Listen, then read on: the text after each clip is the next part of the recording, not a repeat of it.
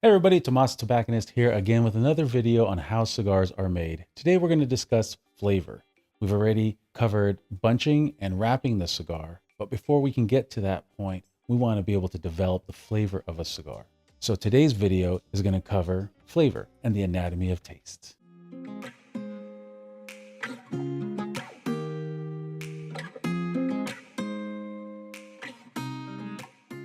In the blending process of creating a cigar, we're looking at different flavor components and different flavor profiles, as well as the burn rates and the construction of the cigars itself. So when we're looking at the different flavor components, we're trying to identify how each flavor works with each other from each leaf and the different components of the cigar and how it all interacts with the burn rate, the oils, the mouthfeel, and the construction of the cigar itself. But before we can determine how a cigar is developed in terms of its flavor, we want to be able to understand where flavor comes from and how we perceive flavor. So we're going to discuss the anatomy of taste. On the palate, you have different zones that taste different elements of flavor. For example, at the back of the palate, we have more sensitivity to bitter. In the mid palate, we have more sensitivity to amino acids, proteins, and fats. That's called umami. Toward the front of the palate, you move into sweet, and the sides of the tip of the tongue as well is salt. At the far sides of the tongue, you're going to have more sour or acid. So when we talk about perceived flavor on the palate, the entire palate is going to have taste buds that cover the palate that will all be sensitive to these elements. However, in these specific zones, we find that there's a higher intensity of sensitivity to those specific flavors. When it comes to identifying very specific flavors, for example, anise, chocolate, leather, that's going to be determined by your olfactory system, which is your sense of smell. Your sense of smell is going to pick up the majority, 80 to 90% of what your sense of taste is, because the particles will actually coat the olfactory nerves in the nasal cavity. And those nerves will send a signal to the brain, which then your brain will translate into a identifiable flavor. So as you can imagine, our brains are limited by what it's been exposed to. So oftentimes when people tell me I can't taste this or I can't taste that, or this is supposed to taste this way, but I don't have a good palate, it's not necessarily that your palate isn't good, because your palate only has 5 specific receptors that are able to taste 5 specific things. But your nasal cavity or your olfactory system is where the majority of the signal comes from. And your signal is going to be limited by your vocabulary and your experience of what your brain perceives as flavor. If you've never tasted anise or black licorice and all of a sudden you're exposed to it, you won't know exactly what that flavor is or how to identify the flavor. So we're looking at exposing ourselves to as many flavors as possible, as many aromas as possible. So that way you build your vocabulary, you build your ability to taste as you do that. When we look at the cigar itself, we look at the appearance, and that's going to give us an indication of quality and prepare us for what we're going to experience in that regard. When we smell the cigar, it's going to give us an indication as to what we can expect for flavor. And then when we light and enjoy the cigar, we get mouthfeel, we get oils, we get a coating on the palate that's going to give us indications of bitter, sweet, salt, or whatever we're getting out of that cigar. And then when we smell the smoke and we coat our olfactory systems and our olfactory nerves with the particles of that smoke, now we're identifying specific flavors. This is kind of the reason why when people talk about retrohaling, which is bringing the smoke in through the mouth and expelling some of that smoke through the nasal cavity, we're getting a lot more dense coating onto those olfactory nerves and giving us a stronger indication as to what the flavor is that we're perceiving. So we're getting more flavor out of the cigar. When we look at pairing, we're indicating what the flavor is of the cigar with the flavor of the wine or the spirit that we're pairing that with. When we're looking at wine or we're tasting or sampling wine. Oftentimes people swirl and nose the wine. That's allowing them to be able to understand what they're preparing to taste. When you're smelling wine, it's said that you want to bring in roughly 80% of the air through the nose and have your lips separated so you can bring in about 20% of the air in through the mouth, and you breathe in and be able to indicate what you're going to taste. Same thing with the cigar. When you go to smell the foot of a cigar, you can smell the different tobaccos and you're getting an indication of what it's going to taste like. However, of course, it's going to burn. It's going to be slightly different than what you smell on the cigar itself, but it's going to give you an indication as to whether it's a good flavor or not, or it's going to be a good quality flavor for your palate or not. So our brains are wired to be able to determine sour flavors, to determine negative attributes of products that might make us sick, or we might taste sweet, or things that might be indicators as to something that we might enjoy. Now back to pairing. When we talk about pairing, there's different ways to look at how we pair products. We look at whether we're doing complementary pairing or we're doing contrasting pairing. A complementary pairing is going to be more of the same. If you have a cigar that has a chocolatey element to it, you might want to have a beverage that has a chocolatey element to it. If you have a cigar that has kind of a fruitiness or a lighter flavor to it, you might want a beverage that's going to also have a similar profile. And that's going to be a complementary pairing. Now, contrasting pairings are going to be products that are going to be opposites. For example, a fatty ribeye steak and an acidic tannic Cabernet. The idea is that the fats of the steak will coat the palate, leaving a nice film on the palate. So when you drink the wine, the tannin or the acid from the skins of the grapes will cut through that fattiness, cleaning the palate and preparing you for the next bite. The same can be said when we're pairing cigars.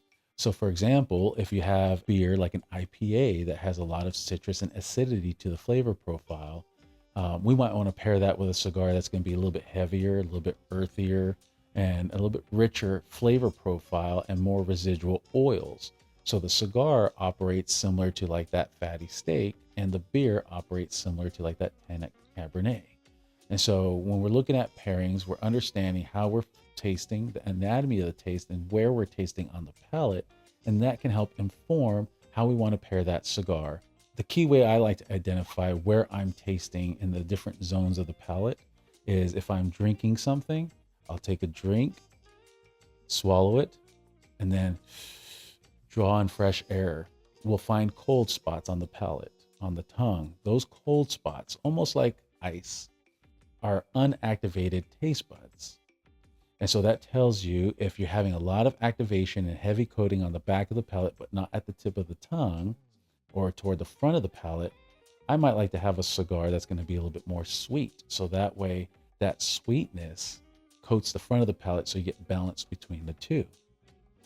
The same can be said with the cigar. I take in the smoke, expel the smoke, take in fresh air, and then find out where the palate is not being impacted. Once I determine where I'm not finding impact from that smoke, then I might want to find a beverage that can fill in those holes. Since we're talking about impact on the palate, we want to talk about cutting the cigar. Now, there's 3 ways to cut the cigar.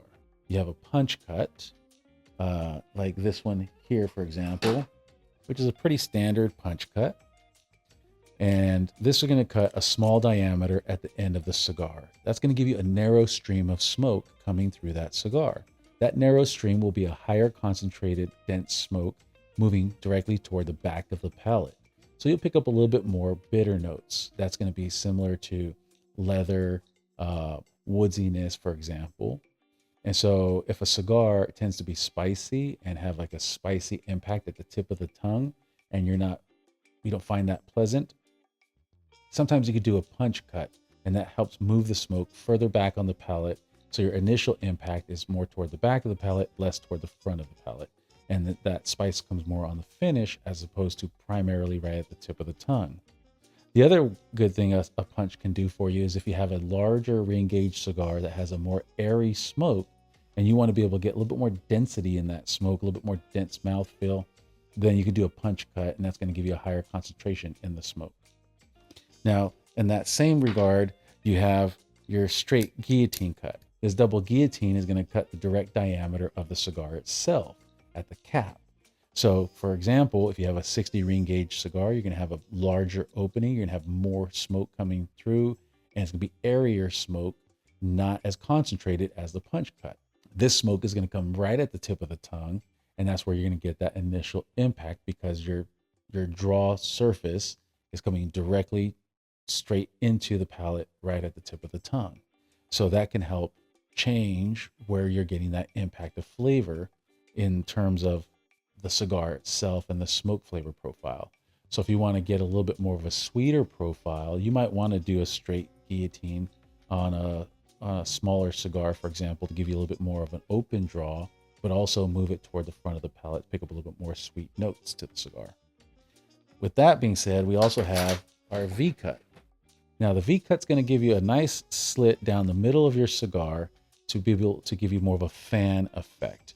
The smoke tends to hit more toward the mid palate as you're drawing the smoke, and you're going to get a lot more coating across from side to side to give you a more fuller flavor profile in a cigar. A lot of people like to use a V cut, particularly in a smaller ring gauge cigar, to give you a little bit more of a fuller mouthfeel on the draw of that smaller ring gauge, and also open up that draw.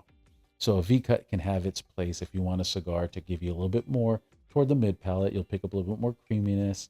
What I like to do is I like to have people experiment. Take a cigar and do a punch cut first on the cigar. Smoke about a third of it, and then do a straight guillotine cut on the same cigar, cutting a little bit further down past the punch cut, opening up the draw, giving a little bit more impact toward the front of the palate. Then you're going to take that same cigar after about another third of the way through and do a V cut on the same cigar. And the V cut will give you a little bit more of a fuller open draw. And you'll notice that the cigar flavor profile changes in addition to where you're finding impact. So what that means is if you punch cut the cigar, expel the smoke, draw in fresh air, you'll find where you're getting that kind of unactivated taste buds. And then from there, do the straight cut, do the same practice, do the V cut, do the same practice, and you'll find that the cold spots move on the palate based on how you cut the cigar. I always recommend find a cigar you enjoy, then find this cut that works best for that cigar for your palate. You might find that a cigar where you're not getting much flavor out of, changing the cut of that cigar can change how you perceive the flavor of that cigar. So again, before we can start blending a cigar, we have to understand how flavor works, the anatomy of taste, our physical responses to flavor. The key thing, if you want to be able to taste and perceive more flavors, is to expose yourself to more flavors. Try new things, build your vocabulary. Once you build your vocabulary of flavor, then you can go and start blending your cigars, understanding the flavor profiles, understanding the tobacco a little bit more. In our next video, we're going to cover blending of the cigar and understanding the parameters and the limitations of creating a cigar blend to then roll into the perfect cigar for you. As always, I appreciate all of your support. I appreciate you guys tuning in. Make sure you subscribe, check all of our socials at Ultimo Cigars. And if you have any questions or any subjects that you want me to cover, please drop it in the comments. Thanks again. I'll see you guys soon.